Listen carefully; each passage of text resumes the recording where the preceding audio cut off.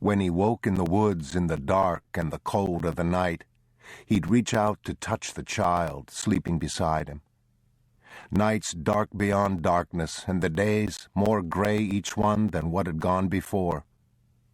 Like the onset of some cold glaucoma dimming away the world. His hand rose and fell softly with each precious breath. He pushed away the plastic tarpaulin and raised himself in the stinking robes and blankets and looked toward the east for any light, but there was none.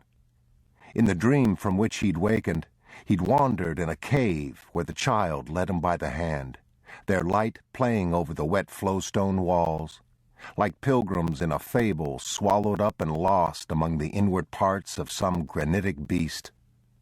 Deep stone flues where the water dripped and sang, tolling in the silence the minutes of the earth and the hours and the days of it and the years without cease, until they stood in a great stone room where lay a black and ancient lake, and on the far shore a creature that raised its dripping mouth from the rimstone pool and stared into the light with eyes dead white and sightless as the eggs of spiders.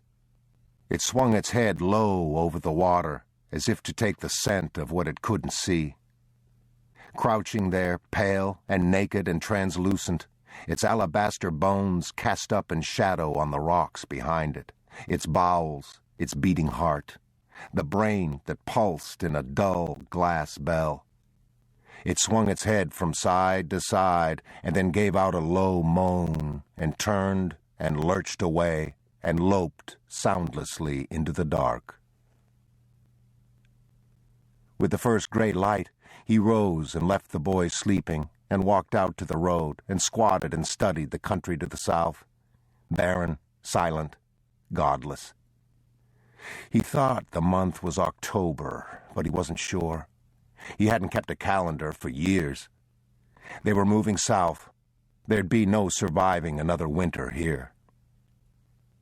When it was light enough to use the binoculars, he glassed the valley below, everything paling away into the murk, the soft ash blowing in loose swirls over the blacktop. He studied what he could see. The segments of road among the dead trees, looking for anything of color, any movement, any trace of standing smoke.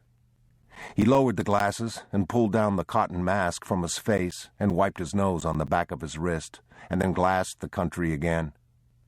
Then he just sat there holding the binoculars and watching the ashen daylight congeal over the land. He knew only that the child was his warrant. He said, "If he's not the word of God, God never spoke."